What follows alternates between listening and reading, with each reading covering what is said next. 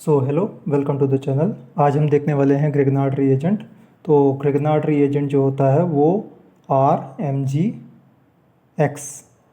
तो RMgX में ये ऑर्गेनो मैग्नीशियम हैलाइड होता है। तो ऑर्गेनो मैग्नीशियम हैलाइड में ये इसकी दो रिएक्शंस होती है। पहला तो ये बता दूं कि ये एक इनफ्लेमेबल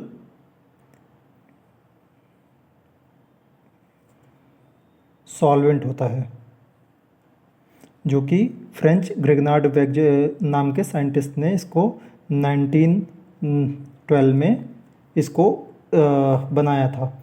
और ये बहुत ही अच्छी टेक्निक होती है ऑर्गेनिक सिंथेसिस के लिए। तो हम जो ग्रिग्नार्ड रिएजेंट को यूज़ करते हैं, हम दो तरीके से करते हैं। पहले तो एक ऑर्गेनिक के लिए हो सकता है, और दूसरा एक जो इनऑर्गेनिक इलेक्ट्रोफाइल के लिए यूज़ कर सकते हैं। तो ऑर्गेनिक इलेक्ट्रोफाइल का सबसे बड़ा अच्छा एग्जांपल है कार्बोनिल ग्रुप, जिसमें प्रेजेंट होगा वो। तो हम कार्बोनिल ग्रुप को ग्रिग्नार्ड रिएजेंट के साथ जब हम रिएक्शन करवाएंगे RMgX के साथ, तो in the presence of hydrolysis, ये जो रिएक्शन होती है वो हाइड्रोलिसिस के थ्रू होती है, लेकिन ये एसिडिक कंडीशन में होती है।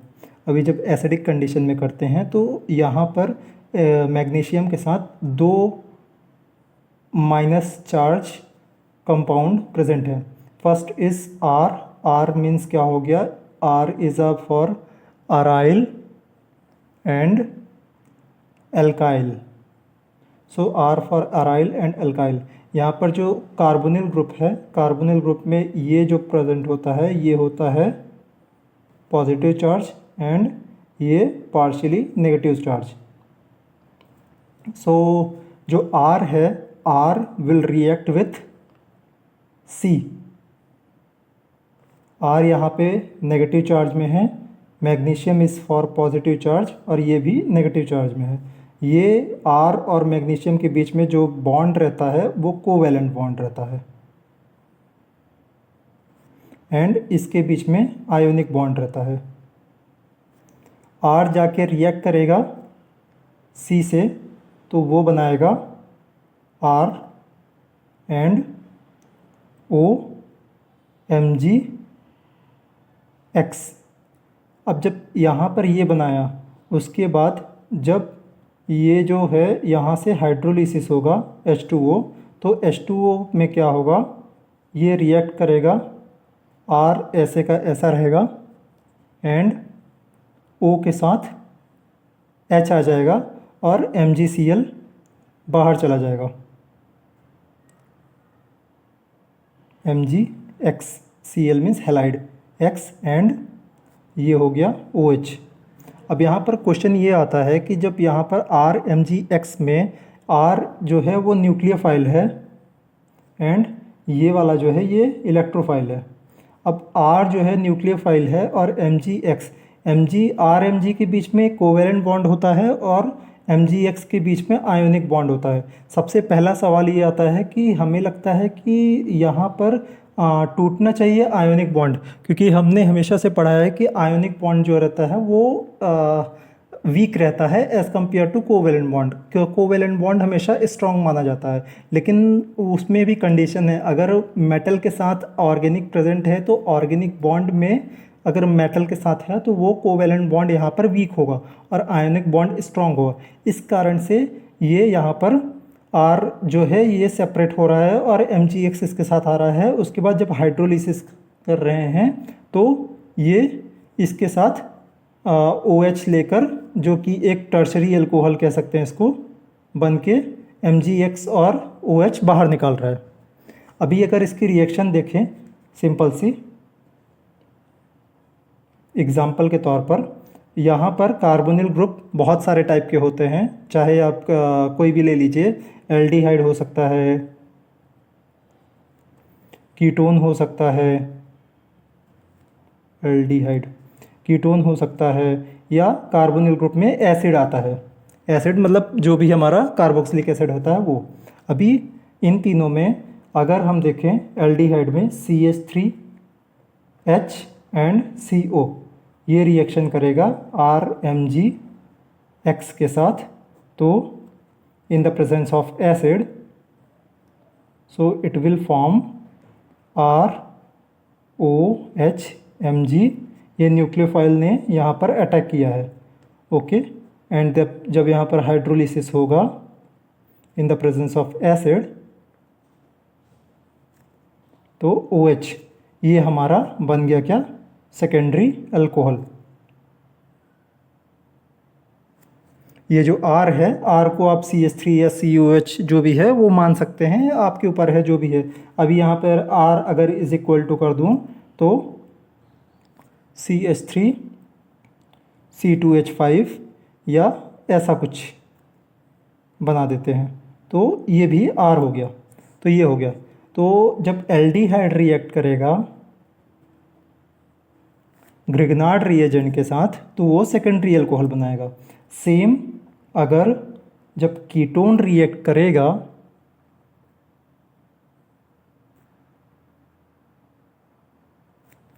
ग्रिग्नार्ड रिएजेंट के साथ, मैं CH3 ले लेता हूँ तो ज़्यादा अच्छा रहेगा, MgX।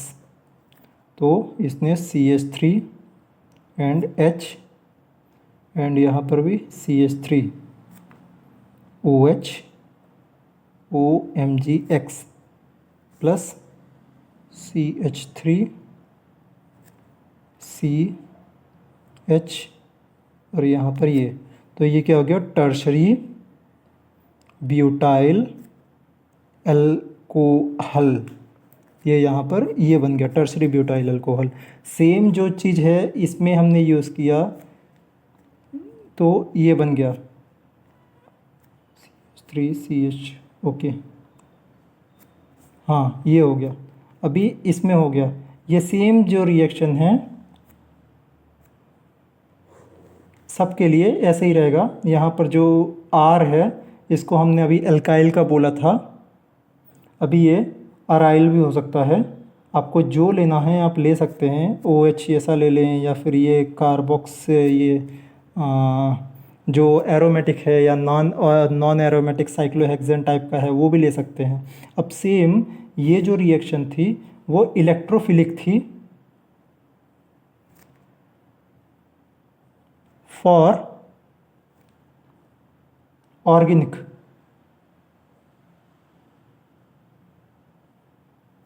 Organic synthesis. अगर यहाँ पर टर्शरी अल्कोहल या सेकेंडरी अल्कोहल या टर्शरी अल्कोहल बनाने के लिए सबसे अच्छी रिएक्शन मानी जाती है ग्रिग्नार्ड रिएजेंट। सो ये हो गया इलेक्ट्रोफिलिक ऑर्गेनिक के लिए। अभी इलेक्ट्रोफिलिक इनऑर्गेनिक के लिए भी होती है एक, इनऑर्गेनिक। सो वहाँ पर हम क्या कर सकते हैं, सेम RMgX और कैडमियम यहाँ पर हम ले सकते हैं। कैडमियम के 2 बॉन्ड होते हैं इसलिए Cl2, हाँ ओके।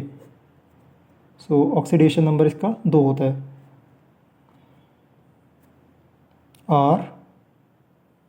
RCdR। यहाँ पे 2 मोल ग्रिग्नार्ड रिएजेंट के यूज़ करेंगे फॉर इनऑर्गेनिक के लिए। तो इसने बनाया क्या, Mg। यहाँ पर X को इसके अंदर रख देंगे और सेम जो Cl2 है ये भी इसके अंदर ही रहेगा, तो ऐसा आएगा ये। तो ये हो गई इनऑर्गेनिक के लिए रिएक्शन। इंडस्ट्रियल पर्पस के लिए भी ग्रिग्नार्ड रिएजेंट यूज़ किया जाता है। इंडस्ट्रियल पर्पस के लिए भी ग्रिग्नार्ड रिएजेंट यूज़ किया जाता है। उसमें कोई डिफरेंस नहीं आता है, ऐसे ही कह देते हैं कि ये बहुत सारी बड़ी रिंग हो गई तो क्या हो सकता है, ऐसा कुछ ऐसा बना दे लंबा चौड़ा और बोल दे इस पर ये ग्रिग्नार्ड रिएजेंट कैसे काम करेगा। सो ग्रिग्नार्ड रिएजेंट का एक ही रूल है कि MgX जो है RMgX में जो ये है R वो यहाँ जाके अटैक कर देगा और बाकी की जो रिएक्शन है वो फर्दर ऐसे ही हो जाएगी। यहाँ पर H लगा देता हूँ।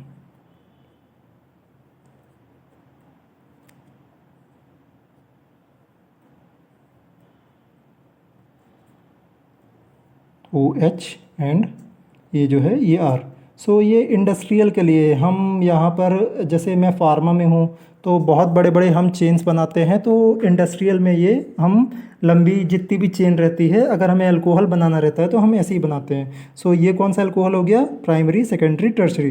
So it's a tertiary alcohol, tertiary alcohol ये हो गया। अभी हम ग्रेगनार्ड रिएजेंट को अगर देखें तो यहाँ भी यूज़ कर सकते हैं,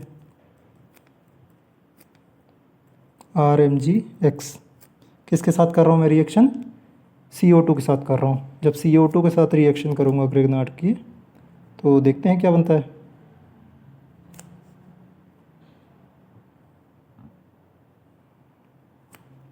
ये बनाया MgX, एंड जब इसको हाइड्रोलिसिस करेंगे तो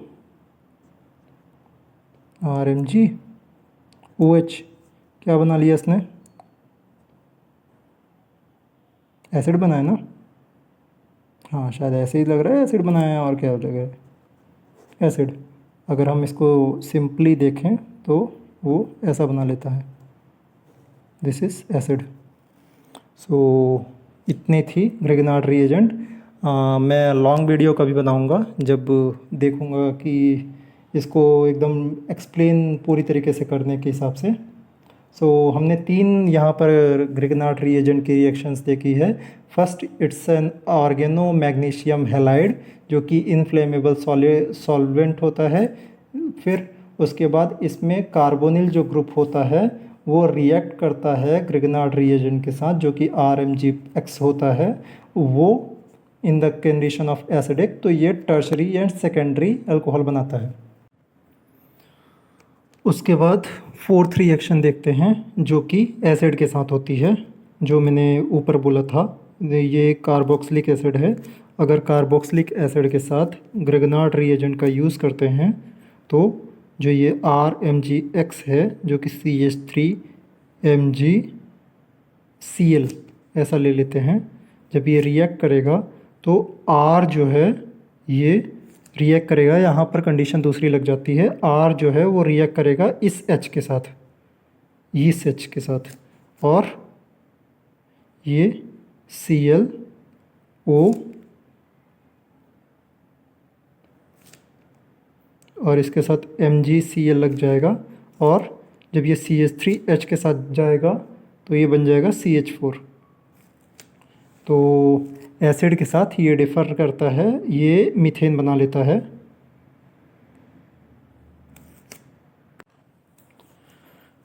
मीथेन बनाने के बाद हम 4 रिएक्शंस देख चुके हैं। फर्स्ट जो होती है वो एल्डिहाइड के साथ, the second one is for ketone, third जो थी वो इनऑर्गेनिक के साथ थी, एंड फोर्थ वाली जो रिएक्शन थी वो थी कार्बोक्सिलिक एसिड के साथ। कार्बोक्सिलिक एसिड के साथ जब भी हम रिएक्शन करते हैं तो जो RMgX है, हमारा ग्रेगनार्ड रिएजेंट है, उसका मिथाइल यहाँ पर आकर एंटर नहीं होता, क्योंकि वो यहाँ पर आके एंटर होने से पहले ही वो उसको यहाँ से का हाइड्रोजन उठाकर अपना ऑक्टेट पूरा करना इजी लगता है। इस कारण से ये CH3H जो है वो पकड़ के मीथेन बना देता है। सो नॉर्मली हम यही 3 रिएक्शंस यूज़ करते हैं एल्डिहाइड के साथ ये अल्कोहल बनाने के लिए, tertiary alcohol, secondary alcohol, tertiary alcohol, and carboxylic acid बनाने के लिए यूज़ करते हैं। ये रेयर रहती है, कभी कभी ज़रूरत पड़ती है तो बनाते हैं, नहीं तो हमारी जो रिएक्शंस है वो 3 ही चलती है मोस्ट ऑफ द चांसेस में इन ग्रेगनार्ड रिएजेंट के टाइम पर। Thank you for your time.